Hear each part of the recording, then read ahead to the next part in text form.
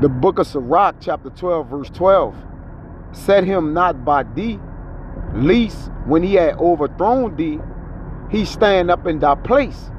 Neither let him sit at thy right hand, lest he seek to take thy seat. And thou at the last remember my words and be pricked therewith. Okay, first and foremost, I like to give infinite honors and prayers to Yahweh, by Hashem Yahweh Shai, by Hashem Wachahakadash. Double honors to the elders and apostles of Great Millstone, and salutation to the Akims that's pushing the truth and sincerity.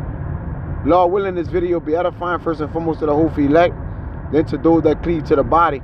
And this lesson will entail learning to remember your enemy. We have learned to know our enemies according to the book of Psalms, but we have to always remember who our enemy is. We have to know our enemy. All right, we have to watch them. See, we have to breed them, because that's what they're doing to us, right? And the day is, not only Esau, Edom, which is our chief arch nemesis, all right, but also those that have cleaved unto Edom, man.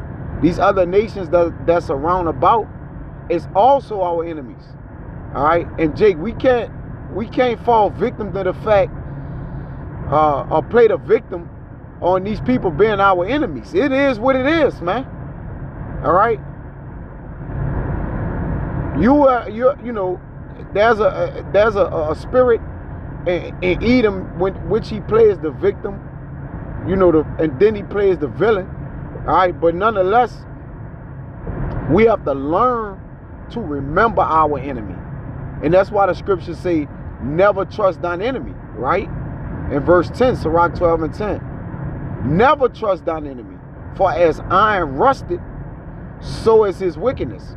So if it says never trust, then you can't be like, oh, I trust him to do this and that. Not granted, we're compromised because we're under curses and we got to get, we're in want of all things. And the Lord, put it to where we, have to go to our enemy, for all things, basically the things, the live, water, the essential things. But the Lord ever even blessed that for us. He blessed our water, and the things we consume, all right, that we may live. But nonetheless, outside of that, if you can avoid going to this enemy, don't go. All right, they're advocates the evil against us. They always commune evilly. They commune privily, all right, for evil matters against the poor. That's why they look to eat them up. And in this clip, this Malcolm X clip, but we believe the enemy had him as well, because whoever is openly, telling the news and telling Edom, what they're doing, then they set up, man. All right, or they can speak this and look like they're gonna start a revolution in some kind of way. They set up, man.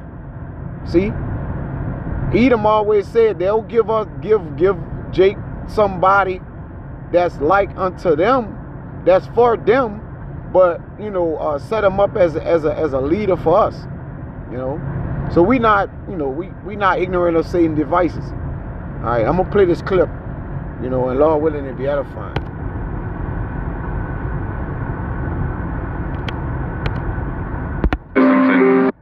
Being friendly and being a friend, I think, are two different things.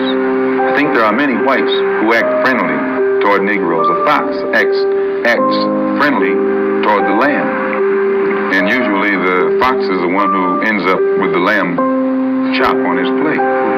The wolf doesn't act friendly, and therefore the wolf has more difficulty in getting the lamb chop in his plate.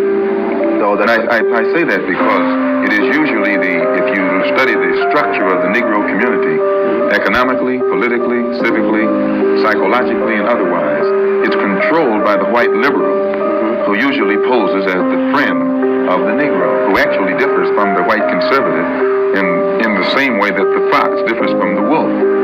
Their appetite is the same. Their motives are the same. It's only their mannerisms and being friendly. See, so being friendly and being a friend is two different things, right? So, you know, our so-called brother who broke the brotherly covenant, Esau, Edom, all right, you know, they're, like he said, the liberal, he used the terminology, you know, a fox and a wolf. Now, a fox, what is his attribute? He's very sly, cunning, right? Very deceitful, all right? Crafty, serpent-like, see? But the wolf, you know, the wolf just come to devour. See, the thief come to steal, kill, and destroy. So both of those attributes fit the predator, which have, you know, where we have became a prey unto, man. That's why, a blind man can see, all right, who is against us, man. But though yet, you know, our people still won't join hand in hand, man. All right, this is Sirach 12 and 11. It says, though he humble himself and go crouching, yet take good heed and beware of him. And thou shalt be unto him as if thou hast wiped the looking glass. See, you'll see, all right, the things that he want to do against us. Government shutdown, FEMA camps, RFID chips, and, you know, amongst other things. Everything is in front of the eyes, man. There's no way to not see who our enemy is, man. And thou shalt know that his rust had not been altogether wiped away, because of the evidence or the breadcrumbs he'll leave, all right, to actually show, like, yes, I'm against you. All right? His words, you know, his body language, his actions, all these things show who is against who. Now, granted, 2/3 of our people is also against us, but that was done in a wake of what? Our enemy, man. To set them up to be against us as well, man. You know, even though it was prophesied, but this is more a epistle for the elect, because, you know, through wisdom have declared, made clear who our true enemy is, man. And that's the only way you'll really know, right? You'll have a little insight. You got some jakes that small talk, have some talking points concerning this devil, but we know our enemy greater than anybody. And the reason for that is because you know, there's a deeper depth. The depths of Satan lie deeper, right? We know the depths of Satan. Let me get that. The we is the elect.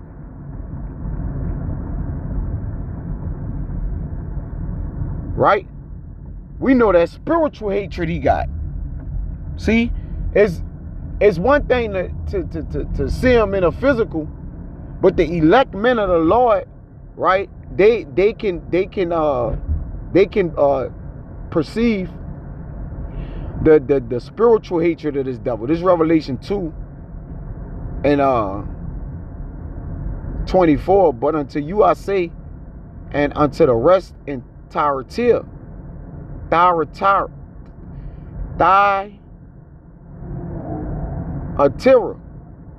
as many have not this doctrine, and which have not known the depths of Satan, as they speak, I will put upon you no other burden. You see that? See, we know the depths of Satan, and because of that, we know what to watch for. We know the cunning devices. We know the mindset. We know how low this devil willing to go. You see? So this is a call to mind or remembrance to us, man, that, hey, this is our enemy, man. So it shouldn't surprise you. It shouldn't shock you. All right? No matter what this damn devil doing. Right? Nothing should surprise a man if he's watching and we're watchmen. So what we watch and he come with, I'm not surprised. You know, even if we see something new this devil do, it still shouldn't surprise us, because he's still the old serpent from the garden. See? So being that old serpent, Satan, the adversary, Diablo, all right, we know him, man. You know, which is easy. That makes it just that much more easy to identify. All right. Let me get this in Sirach. And our enemy about to come down with a strong hand, which is authorized by the Heavenly Father. But, you know, if you watch Esau Edom, then you'll know what the Heavenly Father doing. You know? And obviously we got the spirit of prophecy to lead and guide us as well. But, you know, just from the left-hand perspective, we'll be, you know, you'll have the eye self to actually see, you know, how the Lord is bringing forth his punishments, you know, furthermore. And then from the right side, you'll see the protection of the shield of the prophecies. All right. You know, that mercy, you know, the different things which the Lord have put on that side to do. His son, the angels, you know, the spirit of protection, you know, the destruction, which, you know, shall not come by thee, but it shall be upon our enemies. So we can see it, man. You know, right? This is Sirach 13 and 13. And it reads, observe and take good heed, for thou walkest in the peril of thy overthrowing. When thou hearest these things, awaken thy sleep. See? Don't slumber. The lion is without. You know? You got to know that the lion devours everything that come across him. And that's Esau Edom. He's as that. It says, love the Lord all thy life and call upon him for thy salvation. Every beast loveth his like, and every man loveth his neighbor. All right, so this is a comparison to what he said in his lesson about the lamb. I mean, the fox and the wolf. All right, the way they use their tactics to get close to the lamb, which we're likened unto the lamb and the sheep. And Esau Edom is likened unto that fox and that wolf, right? Because that even, you know, Yahweh shall call him. You tell that fox at the time, though one of the attributes he called the wicked.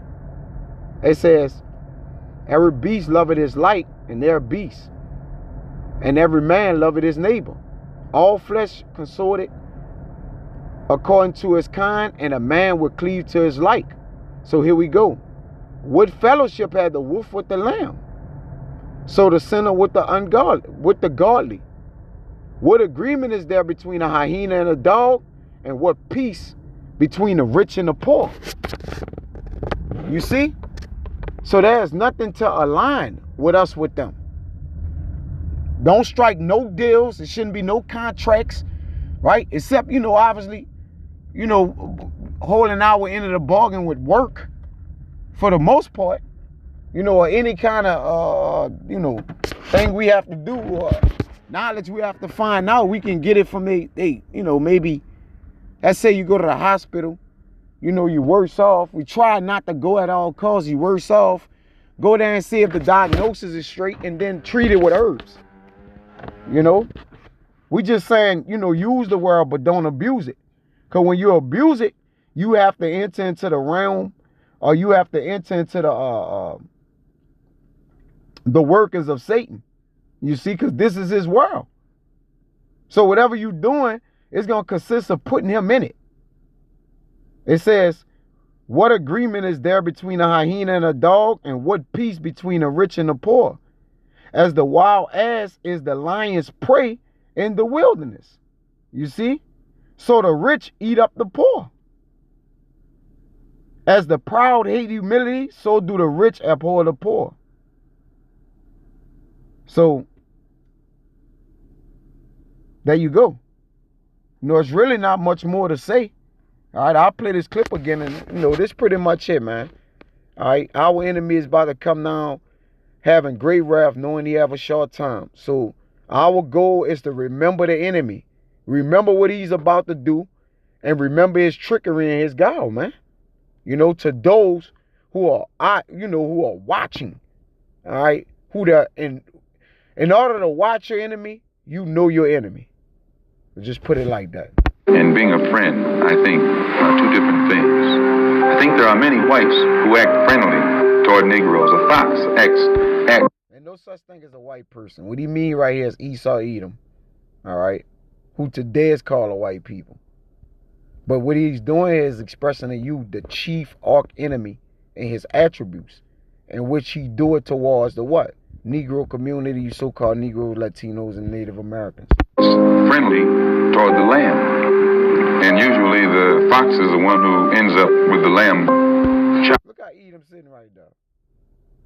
Like, goddamn, he got me. Goddamn. But saying in his mind, I don't give a damn if he got me. I'm still gonna do it to you, the whole entire nation of you. See, whatever the way that Esau do it, when he bring it, against us, he also bring it with a hot mind. You see? So it's even burning him up more for him to tell him that, and he like, yeah, I'm still gonna get you though. Because to call a man out and remove the mask that's on his face, there's an embarrassment under it. But Esau is so proud that he's not embarrassed. He like, well, hey, shit, I hate you.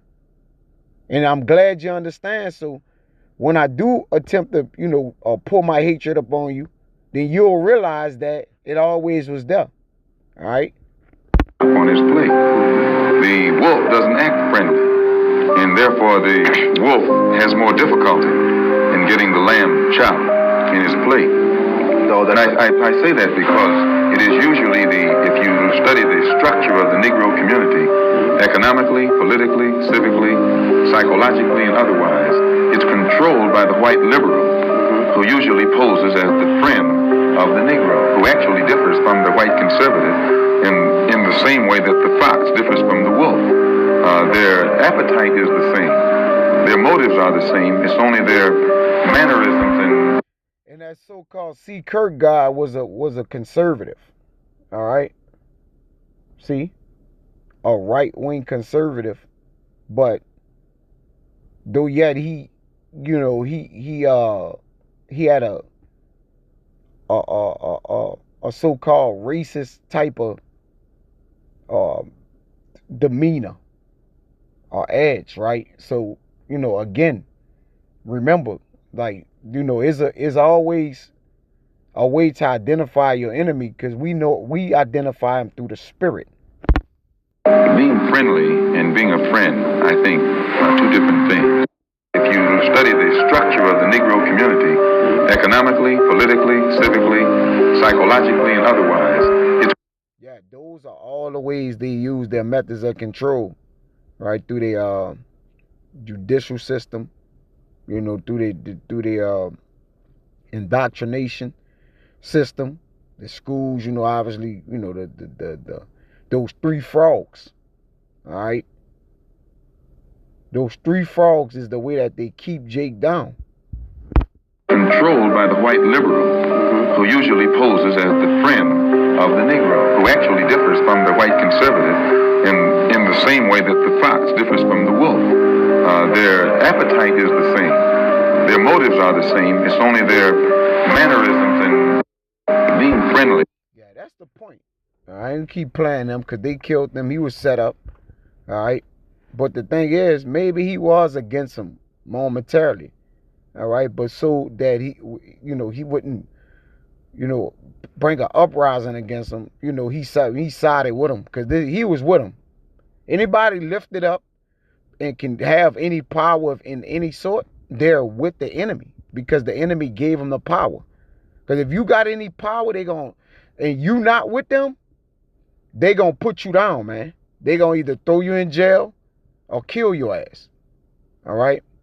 So, and they gonna do that anyways, even when you join into them, because you traded on your people, man.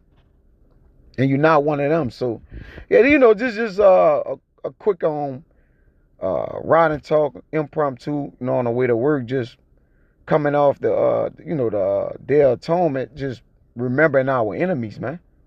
And remembering who as we remembered, yesterday Eve, who our friend was, which is Yahweh Shai, and what he did, he was the one that died and lived for us. Then we got to know the one that's trying to take our lives away from us, man. That also took his life, right? So I don't want to rot the Zada was that a fine man. Till next time I see Shalom.